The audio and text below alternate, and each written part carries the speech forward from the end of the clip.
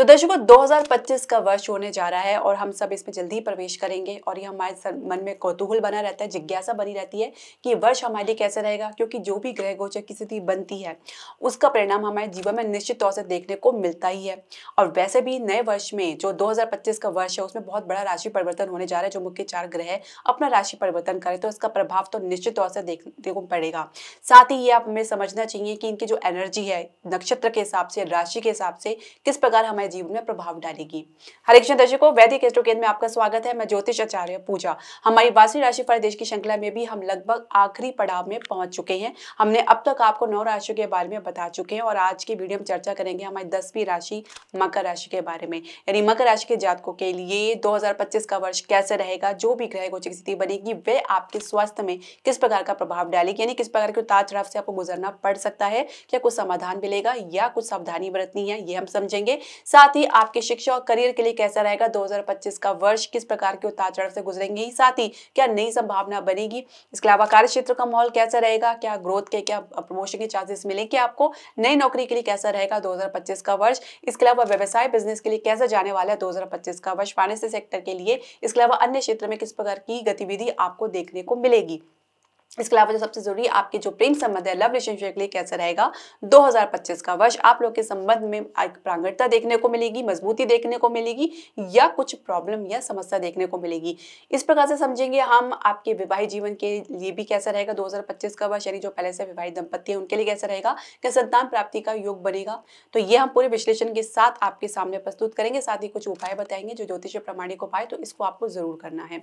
तो दर्शकों हम इसको 2 भाग में विभाजित करके चल रहे हैं, क्योंकि मई के पहले के जो परिस्थिति बन रही है कुछ भिन्न रहेगी मई के बाद से, क्योंकि मैंने जैसे बताया है कि 4 राशि जो 4 ग्रहों की राशियां परिवर्तन होने जा रहे हैं 2025 में, जो बहुत ही मुख्य है। इसे समझना इसलिए भी जरूरी है क्योंकि जो ये ग्रह है ये लंबी दूरी के ग्रह हैं जिनका प्रभाव भी लंबे समय तक देखने को मिलता है। और ये एक अचंभा भी कह सकते हैं, एक करिश्मा भी कह सकते हैं कि 2025 में ये चारों ग्रह अपना राशि परिवर्तन कर रहे हैं आगे पीछे।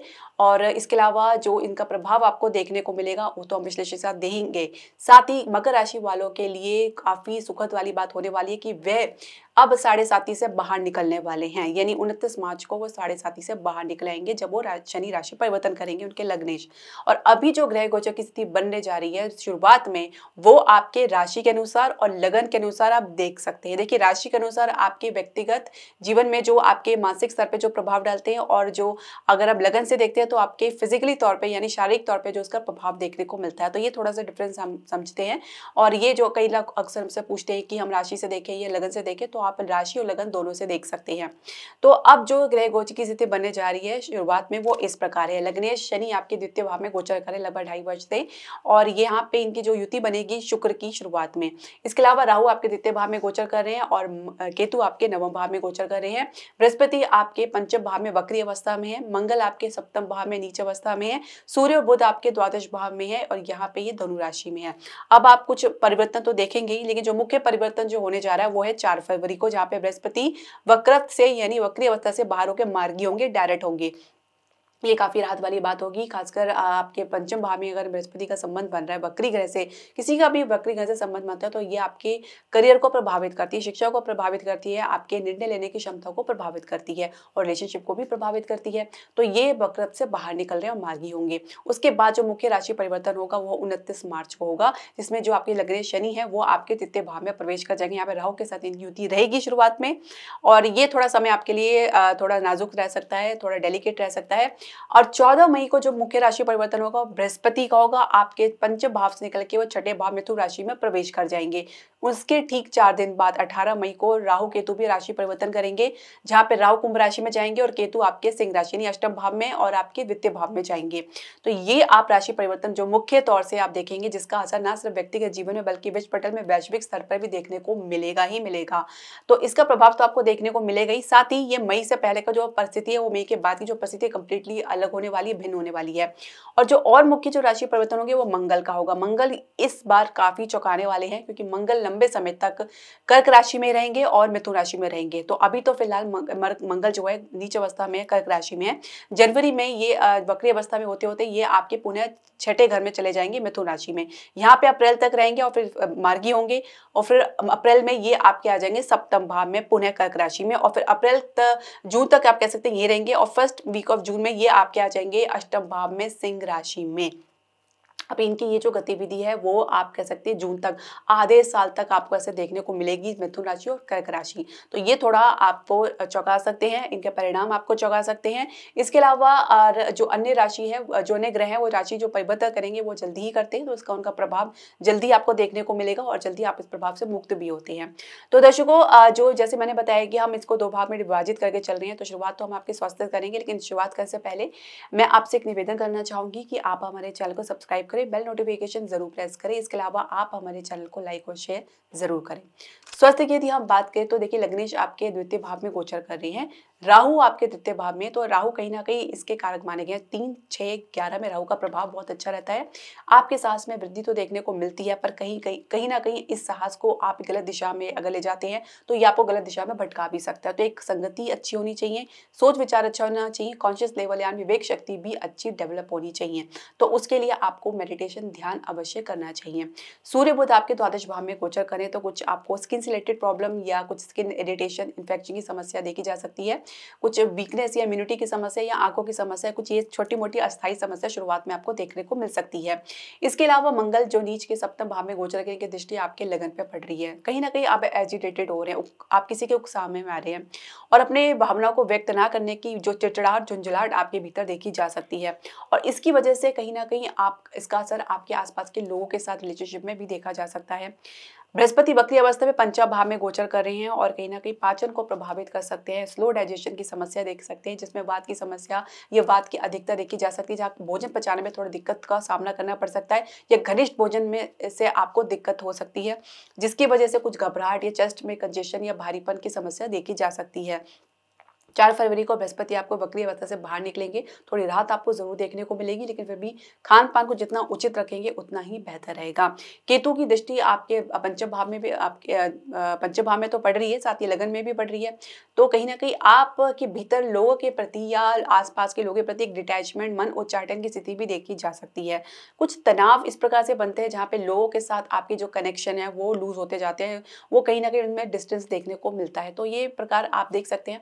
अब ये चलेगा आपका 18 मई तक। उसके बाद देखिए, जैसे 29 मार्च को जैसे ही शनि आपके तृतीय भाव में प्रवेश करेंगे, तो 29 मार्च से लेकर 18 मई का जो शॉर्ट पीरियड है, ये समय आपको बहुत ही सावधान रहना है। यहाँ पे आपको कहीं अपने ना सिर्फ स्वास्थ्य का ध्यान रखना है, बल्कि अपने आसपास के लोगों के साथ भी जो आपका रिलेशनशिप, आपका व्यवहार है, उसको भी आपने अच्छे से नियंत्रण करके चलना है। कहीं ना कहीं इसकी वजह से भी कुछ आपको उतार चढ़ाव से गुजरना पड़ सकता है। किसी यात्रा में तो बहुत सावधान पूर्वक आप किसी यात्रा में जाएं, कुछ नुकसान का आशंका देखी जा सकती है। कुछ इस प्रकार से देखा जा सकता है जहाँ पे जिस उद्देश्य से जा रहे हैं उद्देश्य पूर्ण नहीं हो पा रहा है। छोटे भाई बहन के साथ भी कुछ रिलेशनशिप में गिरावट देखने को मिल सकती है, तो क्योंकि शनि के साथ राहु श्रापित योग का निर्माण करते, जिस भाव में बैठे उसके सुख में कमी करते हैं। तो कहीं ना कहीं आपके भीतर एक साहस की, एक हिम्मत की कमी देखी जा सकती है, खुद में एक असहाय महसूस कर सकते हैं। तो ये 29 मार्च से लेकर 18 मई तक आपको सावधान रहना। उसके बाद राहु आपके चतुर्भाव में द्वितीय भाव में आ जाएंगे और केतु आपके अष्टम भाव में प्रवेश कर जाएंगे। तो फिर शनि आपके तृतीय भाव में गोचर करेंगे। तो ये थोड़ी स्थिति आपको मई तक संभालनी है, यानी 29 मार्च से लेकर 18 मई तक की स्थिति आपको संभालनी है। 14 मई को हालांकि बृहस्पति आपके छठे भाव में आएंगे, तो पेट की समस्या आपको लगातार देखने को मिल सकती है। पाचन से रिलेटेड प्रॉब्लम, लीवर की समस्या भी देखी जा सकती है। तो कुल मिला के खान पान को आपको उचित रखना ही है। खान पान के उचित ना होने की वजह से कुछ ना कुछ नुकसान आपको उठाना पड़ सकता है। इसके अलावा मंगल, जैसे मैंने बताया, आपके जनवरी में आपके छठे भाव में प्रवेश करेंगे, उसके बाद पुनः आपके सप्तम भाव में आएंगे। तो मंगल छठे भाव में बैठ के कहीं ना कहीं की दृष्टि आपके लगन में पड़ेगी अपने स्वास्थ्य को लेकर आप लापरवाही ना करें, बेहतर रहेगा। कुछ रक्त विकार की समस्या, बीपी की समस्या, या आप कह सकते हैं कि अगर आपको बीपी की समस्या नहीं है तो इसके समय आपको कुछ बीपी की समस्या, फ्रस्ट्रेशन या तनाव की वजह से हो सकती है। इसके अलावा अगर आपको कुछ वाहन चला रहे हैं तो बहुत सोच समझ के आपको बहुत सावधानी पूर्वक चलाना है। कुछ चोट इत्यादि का भय भी देखा गया है। तो कुल मिला के आपको कम से कम आधा मई तक तो आप कह सकते हैं कि आपको सावधान रहना है, और मेन जो है जून तक आपको थोड़ा और ज़्यादा सावधानी बरतनी होगी, क्योंकि मंगल आपके सप्तम भाव में रहेंगे, छठे भाव सप्तम भाव में रहेंगे। तो जून के बाद का जो समय आपके लिए बेहतर होना शुरू होगा। उसके अलावा आपको, जैसे मैंने बताया कि आप साढ़े साती से बाहर भी निकल रहे हैं, तो 29 मार्च के बाद साढ़े साती से मुक्त हो जाएंगे, तो ये आपके लिए बहुत बड़ी राहत वाली बात होने वाली है। और जो राहु आपके द्वितीय भाव में आएंगे, केतु आपके अष्टम भाव में आएंगे, थोड़ा सा आपको अपने स्वास्थ्य को लेकर लापरवाही नहीं करनी, क्योंकि कई बार ऐसा होता है कि आपके जो समस्या है वो आपके सामने है, लेकिन आप उसको समझ नहीं पाते, क्योंकि राहु केतु इस प्रकार का भटकाव देते हैं। तो खान पान को उचित रखें, अपने अपने व्यवहार को उचित रखें, तो आप देखेंगे कि आपको कुछ बड़ी समस्या आपको देखने को नहीं मिल रही है। अगर पहले से कुछ बड़ी समस्या चल रही है तो थोड़ा सा आपको सावधान रहना है, खासकर जून के बाद, क्योंकि राहु आपके द्वितीय भाव में और केतु आपके अष्टम भाव में आएंगे। तो यदि आपकी कुंडली के हिसाब से राहु केतु की दशा भी चल रही है, चलने वाली है, अंतरदशा भी चल रही है, थोड़ा आपको सावधान रहना है, क्योंकि अष्टम भाव अच्छा भाव नहीं माना गया है। 6, 8, 12 हमारी कुंडली के सबसे अतिरिक्त भाव है, तो काफी सावधान आपको रहना है। जून के बाद अगर हम ओवरऑल देखें तो आपके लिए काफी अच्छा रहने वाला है, सामान्य रहने वाला है, और आपकी सेहत के लिए भी थोड़ा सा आपको मई में, जैसे मैंने बताया डेट्स आपको दी, उसमें आपको थोड़ा सावधानी बरतनी है। और कुछ ज्यादा अधिक समस्या हो रही है तो आप इनका समाधान कर सकते हैं घरों का उपाय करके, जो मैं आपको वीडियो के अंत में बताएंगे। अब हम चर्चा करेंगे आपके शिक्षा और करियर की। तो पंचमेश जो है आपके लग्नेश के साथ द्वितीय भाव में गोचर कर रही है, और पंचम भाव में बृहस्पति गोचर कर रहे हैं। परिवार का सपोर्ट मिल रहा है, फाइनेंशियल सपोर्ट मिल रही है, सहयोग मिल रहा है, उसके बावजूद भी रिजल्ट मिलने में थोड़ा सा आपको कुछ गिरावट देखने को मिल सकती है, प्रदर्शन में थोड़ी गिरावट देखने को मिल सकती है, कुछ उतार चढ़ाव से आपको गुजरना पड़ सकता है, तो ये थोड़ी समस्या आपको देखने को मिल सकती है। हालांकि 4 फरवरी के बाद जैसे ही बृहस्पति मार्गी होंगे तो रिजल्ट में आपकी थोड़ी गति आपको देखने को मिलेगी, अपेक्षित परिणाम भी देखने को मिलेगा। उससे पहले प्रयास आपको अधिक करने पड़ सकते हैं। बृहस्पति यहाँ पे शत्रु राशि में है, वृषभ राशि में, हालांकि लेकिन फिर भी थोड़ा सा इसका विपरीत प्रभाव आपको देखने को मिलेगा, जहाँ पे कंफ्यूजन की स्थिति देखी जा सकती है। अपने सब्जेक्ट को लेकर, क्षेत्र को लेकर, डिजाइनिंग के क्षेत्र में आप अपनी रुचि ज्यादा बढ़ा सकते हैं। तो वहीं परिवार की तरफ से कुछ दबाव आपको जरूर देखने को मिल सकता है, कुछ सिलेक्ट करने या आपके किसी पर्टिकुलर क्षेत्र में जाने का। इसके अलावा कंपटीशन में आप बेहतर अचीव कर सकते हैं, और कुछ शुरुआत में विफलता जरूर देखने को मिल सकती है, लेकिन आप हिम्मत ना हारें, हताश ना हो, क्योंकि सफलता आपको निश्चित तौर से देखने को मिलेगी। क्योंकि जो छठे घर के स्वामी बुध आपके द्वादश भाव में गोचर करें, उनके ऊपर दृष्टि भी छठे भाव पे पड़ रही है, एक प्रकार से विपरीत राज्यों का निर्माण भी कर रहे हैं। तो ये आपके लिए काफी अच्छी कह सकते हैं कि एक चैलेंजिंग भी क्रिएट कर सकते हैं, और साथ में अच्छी शुरुआत भी आपको दे सकते हैं। इसके अलावा आपको कैंपस प्लेसमेंट में थोड़ा सा संघर्ष की स्थिति देखने को मिल सकती है। ऐसे में आपको अपनी एनर्जी को काफी हाई रखना है, कॉन्फिडेंट लेवल को आपको बना के रखना है। मध्य जनवरी से लेकर मध्य फरवरी तक आपके जो सूर्य है वो आपके लगन भाव में प्रवेश करेंगे, थोड़ा सा आपके आत्मविश्वास में वृद्धि देखी जा सकती है। थोड़ा सा आपको किसी आर्ग्यूमेंट से आपको बचना होगा, कहीं ना कहीं कोई आर्ग्यूमेंट में अगर आप फंसेंगे तो वो झगड़े का कारण बन सकता है, तो इसमें आपको सावधानी बरतनी है। इसके अलावा करियर की शुरुआत करने जा रहे हैं, कुछ नए जॉब के ऑफर है या कहीं जॉब की शुरुआत आपने की है, तो देखिए जो आपके दशमेश शुक्र आपके लग्नेश के साथ शुरुआत तो काफी अच्छी कर रहे हैं, एक अच्छी शुरुआत आप देख सकते हैं। आपकी कम्युनिकेशन स्किल काफी इंप्रूव नजर आ रही है, आपकी क्रिएटिविटी में इंप्रूवमेंट देखी जा सकती है, आपकी प्रेजेंटेशन में, आपके प्रदर्शन में इंप्रूवमेंट देखी जा सकती है, जिसकी वजह से आप अपनी स्थिति को बहुत बेहतर और मजबूत बनाते नजर आ रहे हैं 2025 के शुरुआत में। अब अगर हम बात करें आपके जो थोड़ा सा शनि आपके जो अंदर हेजिटेशन है, आपके अंदर जो भी एक कह सकते हैं कि जो कैलिब्रेट कैपेसिटी है, कैलिब्रेट है, जो आपकी जो भी है, आपके अंदर जो भी क्षमता है, उसको कहीं ना कहीं आप कम आंक सकते हैं। तो कहीं ना कहीं अपनी लिमिटेड सोच से आप ग्रस्त हो सकते हैं, इससे आपको बाहर निकलना होगा। शनि आपके तृतीय भाव में आएंगे, थोड़ा सा फिर आपके साहस में कुछ कमी देखी जा सकती है, कुछ कलीग की वजह से, सहकर्मी की वजह से भी कुछ प्रॉब्लम देखी जा सकती है। तो बेहतर ये रहेगा अपने काम पे फोकस बना के चले, किसी की बातों में आने के बजाय आप अपनी तरफ से खुद एनालाइज करें, अपनी तरफ से कुछ खुद आंकलन करें, बजाय इसकी कोई डिसीजन लें। इसके अलावा अगर हम मई के बाद की अगर हम बात करें तो आपके करियर के लिए कह सकते हैं सामान्य ही रहने वाला है। और इसके अलावा आप 29 मई से अगर 18 मई तक थोड़ा सावधानी बरतते हैं तो उसके बाद कुछ समय आपके लिए बढ़िया रहेगा। हालांकि जैसे मैंने बताया जून के बाद का जो ये समय आपके लिए काफी और भी बढ़िया नजर आएगा, क्योंकि मंगल यहाँ पे आपके निकल के अष्टम भाव में आ जाएंगे, क्योंकि मंगल यहाँ से फिर नीच भाव से मुक्त हो जाएंगे और साथ में इनकी दृष्टि जो आपके लगन में पड़ रही है तो उससे भी आप मुक्त हो जाएंगे। तो जून के बाद का समय से लेके अगर वर्ष के अंत तक का अगर हम समय देखें तो काफी बेहतर नजर आएगा। इसके अलावा अगर हम नक्षत्रों को भी समझे तो बहुत जरूरी है, जैसे शनि का जो नक्षत्र है वो पूर्व भाद्रपदा नक्षत्र में प्रवेश करेंगे वो अप्रैल में, उसके बाद वो अक्टूबर तक इसी नक्षत्र में रहेंगे, उसके बाद उत्तर भाद्रपदा नक्षत्र में प्रवेश करेंगे अक्टूबर में। उसी प्रकार से बृहस्पति के अगर हम नक्षत्र को समझे तो ये अभी मृगशिरा नक्षत्र में चल रही है, ये जून में आद्रा नक्षत्र में प्रवेश करेंगे जो राहु का नक्षत्र है, और अगस्त तक यहाँ रहेंगे और अगस्त में ये पुनर्वसु नक्षत्र में प्रवेश करेंगे जो उनका खुद का नक्षत्र है, और वर्ष के अंत तक इसी नक्षत्र में रहेंगे। राहु के नक्षत्र की यदि हम बात करें तो ये पूर्व भाद्रपदा नक्षत्र में रहेंगे और उसके बाद ये वर्ष के अंत तक उसी नक्षत्र में रहेंगे। मोस्टली 25 नवंबर को कहें तो शतभिषा नक्षत्र में प्रवेश करेंगे जो उनका स्वयं का नक्षत्र है। केतु भी इसी समय अपना नक्षत्र परिवर्तन करेंगे, शुरुआत उत्तरा फाल्गुनी से करेंगे, उसके बाद पूर्व फाल्गुनी नक्षत्र में ये आएंगे। तो नक्षत्र का भी आकलन करना बहुत जरूरी है, क्योंकि इनके आधार पर ही पूरा कंप्लीट विश्लेषण किया जा सकता है, फलादेश किया जा सकता है, प्रिडिक्शन की जा सकती है। तो जब नक्षत्र में जिस ग्रह की गोचर चलता है, जिनके इनकी ट्रांजिट होता है, तो उस नक्षत्र के स्वामी का भी प्रभाव जरूर देखने को मिलता है। खासकर इनका युति अगर आपकी कुंडली में बनी हुई है तो इसका प्रभाव और भी ज्यादा कह सकते हैं कि जरूरी हो जाता है और कह सकते हैं कि तीव्र भी हो जाता है। इसके अलावा अगर हम देखें तो जो बृहस्पति है वो आपके आ रहे हैं 18 मई के बाद राहु के प्रभाव में, दोनों एक दूसरे के प्रभाव में रहेंगे, तो गुरु चंडाल योग का निर्माण भी हो रहा है। तो ये आपके मार्ग में कहीं ना कहीं बाधा उत्पन्न कर सकता है। तो स्वास्थ्य को लेकर जैसे मैंने शुरुआत में बताया बहुत ही सावधानी आपको बरतनी है। छठे घर में बृहस्पति आपके होंगे और जो राहु होंगे द्वितीय भाव में रहेंगे, इनके प्रभाव में रहेंगे, दोनों एक दूसरे के प्रभाव में रहेंगे, तो कुछ वो समस्या में बढ़ोतरी जरूर देख सकते हैं। थोड़ा आपको खान पान को लेकर उचित रखना, सात्विक भोजन करें तो बात ज्यादा बेहतर है। अब आपके कार्य क्षेत्रों को हम समझेंगे। कार्य क्षेत्र का माहौल कैसा रहेगा 2025 में। शुरुआत काफी अच्छी होने वाली है। लग्नेश और आपके दशमेश की युति एक साथ द्वितीय भाव में है।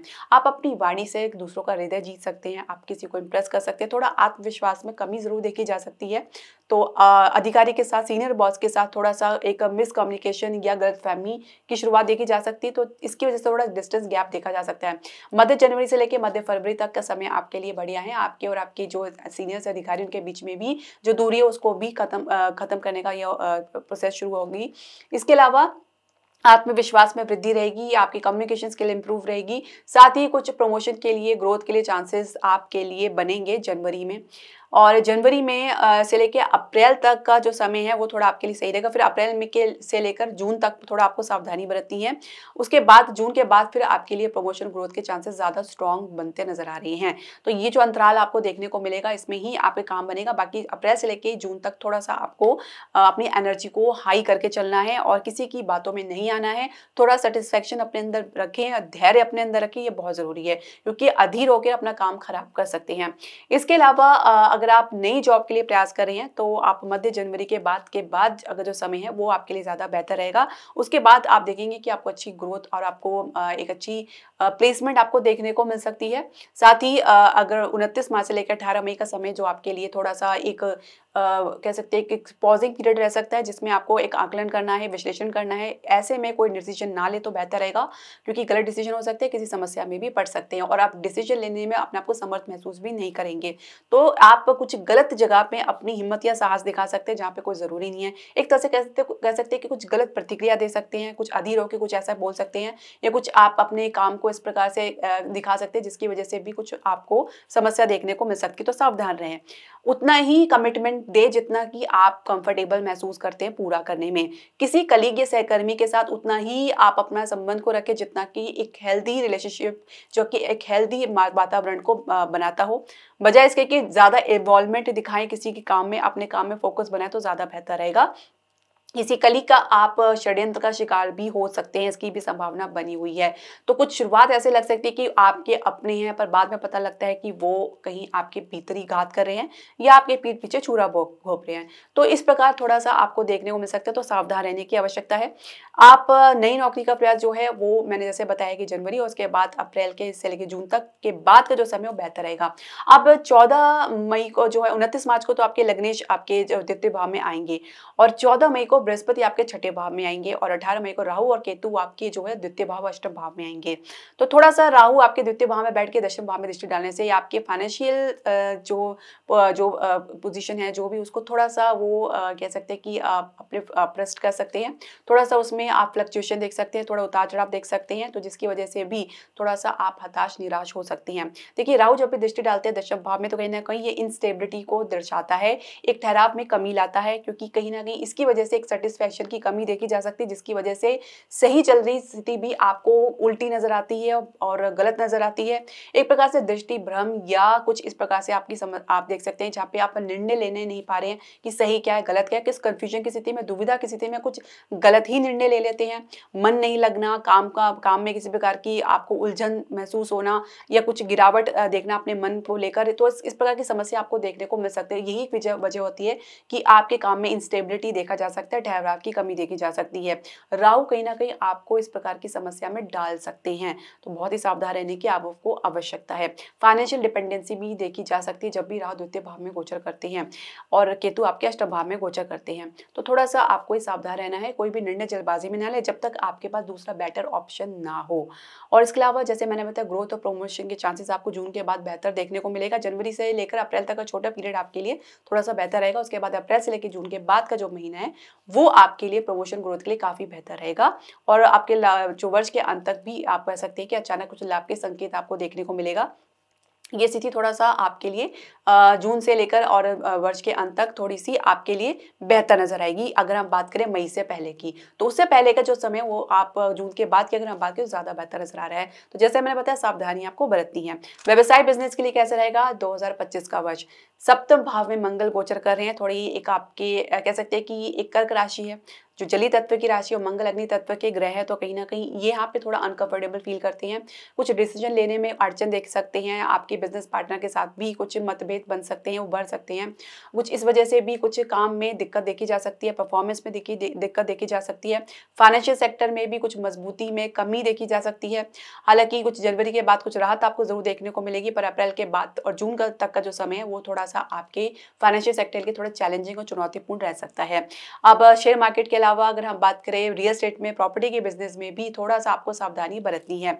अपेक्षा अनुसार परिणाम ना मिलने की वजह से भी कुछ इस प्रकार की गतिविधि देखी जा सकती है जहाँ पे आपको थोड़ा सा आप उसमें पॉज लगाना पड़ सकता है, या कुछ आप कह सकते हैं कि आगे विलंब देख सकते हैं परिणाम प्राप्त करने के लिए, या कुछ निवेश के लिए आपको आगे के लिए टालना पड़ सकता है, क्योंकि जो मौजूदा परिस्थिति रहेगी वो थोड़ा सा आपके लिए विपरीत रह सकती है। शेयर मार्केट यदि हम चर्चा करें तो शुरुआत काफी अच्छी रहने वाली है, अच्छी उछाल आपको देखने को मिल सकती है और ये लगभग थोड़ा आपको जनवरी के मध्य तक आपको देखने को मिलेगा।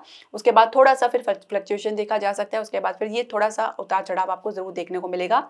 पर 29 मार्च से लेके 18 मई का समय यदि आप कहीं जगह कोई निवेश ना करें तो बेहतर रहेगा, चाहे वो शेयर मार्केट हो चाहे कोई भी क्षेत्र हो। ये जो अंतराल है आप उसको उसमें एनालाइज करें तो ज़्यादा बेहतर रहेगा, और निवेश के लिए समय आप 18 मई के बाद का निर्धारित करें तो ज़्यादा बेहतर है। घरेलू उद्योग में, घरेलू उत्पाद में भी कुछ आपको मिला जुला रिस्पॉन्स शुरुआत में देखने को मिल सकता है। जून के बाद की स्थिति आपके लिए ज़्यादा बेहतर नजर आएगी। इसके अलावा जैसे मैंने बताया कि बजट की थोड़ी सी दिक्कत आपको मध्य अगर हम बात करें वर्ष तक में आपको देखने को मिल सकती है। हालांकि जून के बाद ये स्थिति में थोड़ा सा सुधार आपको देखने को मिलेगा। इसके अलावा बृहस्पति आपके छठे भाव में गोचर करेंगे, तो यहाँ पे इनकी दृष्टि द्वादश भाव में पड़ेगी, तो विदेश से लेके आपको जो भी काम है उसमें आपको एक प्रोग्रेस, एक गति आपको देखने को मिलेगी। कम्युनिकेशन में आपको काफी एक ठहराव देखने को मिलेगा, एक इफेक्टिवनेस देखी जा सकती है, एक स्ट्रेंथ आपको एक बल देखने को मिलेगा, और जिसकी वजह से जो परफॉर्मेंस है वो आपके अनुरूप रहने वाला है। तो 18 मई के बाद का समय, और अगर मेजरली देखें तो जून के बाद का समय आपके बिजनेस के लिए बहुत ही बढ़िया रहने वाला है। खासकर विदेश से कुछ अच्छी डील आप प्राप्त कर सकते हैं, कुछ यात्रा के भी योग बनेंगे, स्थान से बाहर आप कुछ निवेश करना चाह रहे हैं तो उसके लिए जो समय रहेगा या तो आप 29 मार्च से पहले का करें, नहीं तो आप 18 मई के बाद का समय अगर निर्धारित करें तो ज्यादा बेहतर है। इसके अंतराल आप ना ही कोई निवेश करें तो बेहतर रहेगा। और कुल मिला के आपके बिजनेस व्यवसाय के लिए जून का बाद का समय काफी बढ़िया रहने वाला है। एक अच्छी ग्रोथ आपको तो देखने को मिलेगी ही, साथ ही एक अच्छा एक आपको ठहराव देखने को मिलेगा, विस्तार आपको देखने को मिलेगा, स्टेबिलिटी आपको देखने को मिलेगी। और जैसे मैंने बताया कि विदेश के लिए जून से बाद का जो समय अगर आप प्रयास करेंगे तो ज्यादा अच्छा रहेगा। लव रिलेशनशिप यानी प्रेम संबंध के लिए कैसा रहेगा 2025 का वर्ष आप लोगों के लिए, यानी मकर राशि के जातकों के लिए? तो पंचम भाव में बृहस्पति गोचर कर रहे हैं और पंचमेश जो है शुक्र आपके शनि के साथ, आपके लग्नेश के साथ द्वितीय भाव में गोचर कर रहे हैं। विवाह की चर्चा चल सकती है, परिवार वालों के साथ चलाना चाहेंगे, बहुत कॉन्फिडेंटली आप इसको डिस्कस करना चाहेंगे। थोड़ा सा आप इसमें विलंब देख सकते हैं, पार्टनर की तरफ से, उनकी फैमिली की तरफ से थोड़ा ये बात आगे के लिए टलती नजर आ रही है। कई प्रयास करने के बाद कुछ सफलता ही आपको देखने को मिलेगी। 4 फरवरी के बाद ही धीरे धीरे जो गतिरोध है वो भी दूर होता नजर आ रहा है। आप लोगों के बीच में एक प्रकार का बेहतर अलाइनमेंट देखा जा सकता है, एक बेहतर एक स्थिति देखी जा सकती है जहाँ पे आप एक दूसरे के साथ अपने जीवन को आगे ले जाने का कुछ निर्धारण करना चाहिए, कुछ डिसीजन आप ऐसा लेना चाहिए, कोई निर्णय आप ऐसा लेना चाहेंगे। इसके अलावा स्थिति थोड़ी सी आपके लिए ढाबाडोल हो सकती है 29 मार्च से लेकर आप कह सकते हैं कि 18 मई तक। यहाँ पे आपके लग्नेश जो है राहु के साथ इन युति रहेगी, जिनकी दृष्टि आपके पंचम भाव में पड़ेगी। तो ये जो समय रहेगा बहुत ही सावधान आपको रहना है। ऐसे में आप कोई डिसीजन ना लें, क्योंकि ऐसे में लिया गया डिसीजन अक्सर आपको पछतावा में डाल सकता है। ये आपके संबंध में थोड़ा दरार डाल सकता है, डिस्टेंस डाल सकता है, ये संबंध विच्छेद भी करा सकता है, प्रबल संभावना देखी जा सकती है। तो ये आपके लिए काफी सावधानी पूर्वक समय रहने वाला है, चैलेंजिंग समय रहने वाला है। और ये समय अगर आपने निकाल लिया दोनों ने एक साथ मिलकर, तो आप आगे वाले समय में काफी सुकून महसूस करेंगे। एक मजबूत अलाइनमेंट आप लोगों के बीच में देखी जा सकती है। उसके पहले का जो समय आप कह सकते हैं परीक्षा का समय, एग्जामिनेशन का समय आप लोगों के लिए हो सकता है थोड़ा सा चैलेंजिंग रहेगा, और उसके बाद थोड़ा सा आपको राहत मिलनी शुरू होगी। विवाह की चर्चा आप अगर वैसे ही चल रही है तो थोड़ा समय लग सकता है, शुरुआत अभी इतनी आपके फेवरेबल नहीं रहेगी। हालांकि जनवरी से लेकर अप्रैल तक के बीच का जो समय है कुछ बात तो बनती नजर आएगी, पर अप्रैल से लेकर फिर वही जून तक की अगर हम बात करें तो फिर कुछ विलंब या बाधा देख सकते हैं। तो कह सकते हैं कि हाँ ना होते हुए फाइनली कुछ आपको सफलता जून के बाद देखने को अच्छी तरह से मिलेगी। तो ये थोड़ा सा आपके लिए स्थिति बनने जा रही है 2025 में। जून से लेकर अंत तक का समय देखें तो आपके लिए बेहतर रहेगा। विवाह की चर्चा तभी चलाएं तो ज्यादा बेहतर रहेगा, और तभी आपको सफलता भी देखने को मिलेगी। उससे पहले थोड़े से चैलेंजेस, थोड़ी चुनौती आपको देखने को मिल सकती है। हालांकि बृहस्पति जो है वक्री अवस्था में पंचम भाव में गोचर करे, तो 4 फरवरी के बाद जैसे ही मार्गी होंगे तो कुछ आप लोगों के बीच में समस्या भी चली, तो उसका आपको निवारण देखने को मिलेगा, किसी का मार्गदर्शन आपको प्राप्त होगा, तो उससे भी आपको काफी राहत देखने को मिलेगी। हालांकि मित्रों से कुछ खास सपोर्ट आपको देखने को नहीं मिल पाएगा। परिवार से भी कुछ मिला जुला रिस्पांस आपको देखने को मिल सकता है, जो कि ये परिवार के लोग थोड़ा सा आपके अगेंस्ट भी जा सकते हैं। 29 मार्च के बाद का जो समय अगर हम समझे तो थोड़ा सा आपके लोग के लिए दिक्कतों का सामना रहेगा। उसके बाद अगर 18 मई के बाद के थोड़े संबंध में सुधार बनने शुरू हो जाएंगे। अविवाहित दंपति के लिए कैसा रहेगा 2025 का वर्ष? सप्तम भाव में मंगल जो है नीच अवस्था में, और मैंने जैसे बताया कि 4 ग्रह को यदि हम छोड़े तो मुख्य 4 ग्रह को छोड़े तो ये जो मंगल है ये 5वां ग्रह जो आपके लाइफ में बहुत मेजर रोल प्ले करने वाले हैं। मंगल यहाँ पे नीच अवस्था में है और यहाँ पे जून तक रहेंगे। हालांकि बीच में वक्री अवस्था में होते हैं, ये 6ठे भाव में जाएंगे, मिथुन राशि में जाएंगे कुछ समय के लिए, फिर पुनः ये आपके सप्तम भाव में प्रवेश करेंगे। यहाँ पे मंगल कहीं ना कहीं आप लोगों के लाइफ में दंगल क्रिएट कर सकता है, क्योंकि मंगल जब अपने इमोशंस को व्यक्त नहीं कर पाते, क्योंकि इमोशन साइन है, भावनात्मक तौर से अगर आप अपने आप को व्यक्त नहीं कर पाते तो आपके भीतर फ्रस्ट्रेशन, चिड़चिड़ापन देखा जाता है, और कहीं ना कहीं एक बारूद बन के फूटता है। तो फिर जब आप किसी पर अपनी प्रतिक्रिया देते हैं तो बहुत ज्यादा वो विपरीत जा सकती है, नकारात्मक हो सकती है, और जिसकी वजह से भी संबंध प्रभावित हो सकते हैं। जीवन साथी की एनर्जी थोड़ी लो रह सकती है, और परिवार की तरफ से भी कुछ खास सपोर्ट ना मिलने की वजह से भी ये डिस्टेंस आप लोगों के बीच में बढ़ सकता है, ये देखा जा सकता है। थोड़ा सा आपको सावधानी बरतनी है। जीवन साथी अपनी एनर्जी किसी पोटेंशियल काम में लगाए तो ज्यादा बेहतर रहेगा, जिसकी वजह से वो एक नकारात्मक सोच से वो बच पाएंगे, क्योंकि व्यक्ति जब नकारात्मक सोच से ग्रस्त रहता है तो वो दिन भर इसी में उलझन में रहता है। तो बेहतर रहेगा कि अपनी एनर्जी को किसी अच्छे काम में लगाएं, जिसमें वो अपने आप को बिजी रखने का प्रयास करे, व्यस्त रखने का प्रयास करे, तो ज्यादा बेहतर रहेगा। इसके अलावा संतान प्राप्ति के लिए 4 फरवरी के बाद का समय बहुत ही उपयुक्त रहेगा आप लोगों के लिए, और ये समय अगर हम समझे तो 29 मार्च तक आपके लिए बढ़िया रहेगा। यानी 4 फरवरी से लेकर 29 मार्च का ये जो अंतराल है आपके लिए बढ़िया रहेगा। उसके बाद सीधा 18 मई के बाद ही कुछ समय आपके लिए बढ़िया बनता नजर आ रहा है संतान प्राप्ति के लिए। संतान से भी आपको संतोष प्राप्त हो सकता है। संतान के जीवन में थोड़ा संघर्ष की स्थिति देखी जा सकती है। कुछ आसपास की समस्या या वातावरण का भी प्रभाव देखा जा सकता है। अब बृहस्पति जब आपके 6ठे भाव में प्रवेश करेंगे तो थोड़ा सा आपको संतान प्राप्ति के लिए कुछ संघर्ष अधिक करना पड़ सकता है। कुछ मेडिकल ट्रीटमेंट की भी आवश्यकता पड़ सकती है, तो इसकी भी संभावना देखी जा सकती है। तो आपको बृहस्पति को मजबूत करना है, क्योंकि बृहस्पति वैसे भी यहाँ पे गुरु चंडाल योग के प्रभाव में रहेंगे। तो राहु और बृहस्पति एक दूसरे के प्रभाव में रहेंगे। थोड़ा ये समस्या आपके लिए रहेगा वर्ष के अंत तक। तो इसमें आपको उपाय क्या करना है? बृहस्पति को मजबूती के लिए प्रत्येक बृहस्पतिवार को जो आपने विष्णु सहस्त्रनाम का पाठ करना है। इसके अलावा ओम नमो भगवते वासुदेवाय नमः का 108 बार आपको पाठ करना है। संतान प्राप्ति के लिए संतान गोपाल मंत्र का आप पाठ कर सकते हैं और चाहे तो हरिवंश पुराण का भी पाठ कर सकती हैं। इसके अलावा बृहस्पति के लिए आप प्रत्येक बृहस्पतिवार को पीली वस्तु का दान अवश्य करें, जो आपके सामर्थ्य अनुसार है। पीला वस्त्र धारण करें, हो सके तो गाय को भीगी हुई चने की दाल और गुड़ अवश्य खिलाएं। यदि गाय उपलब्ध नहीं है तो आप मंदिर में इसको चने की दाल और गुड़ को दान कर सकते हैं। इसके अलावा आप अगर हम बात करें मोटे तौर पे, तो मंगल का भी आपको उपाय करना चाहिए। मंगल आपके लंबे समय तक रहेंगे सप्तम भाव में, और ये आपके जो है एकादश भाव के स्वामी भी है और आपके चतुर्थ भाव के भी स्वामी भी है। तो कहीं ना कहीं आपके पारिवारिक सुख को, आपके फाइनेंशियल जो सेक्टर को प्रभावित कर सकते हैं। तो इसके लिए भी आपको मंगल के लिए आपको गाय को मीठी रोटी खिलाएं प्रत्येक मंगलवार को, और हो सके तो आप हनुमान चालीसा का नित्य पाठ करें। और मंगलवार वाले दिन हो सके तो लाल वस्तु का दान आप हनुमान मंदिर में आप दान कर सकते हैं। लग्नेश की तो थोड़ा सा आपको 29 मार्च को और 18 मई तक को आपको अपने लग्नेश को मजबूती देनी होगी। लग्नेश जो शनि यहाँ पे बैठ के राहु के साथ कहीं ना कहीं आपके जीवन को प्रभावित कर सकते हैं।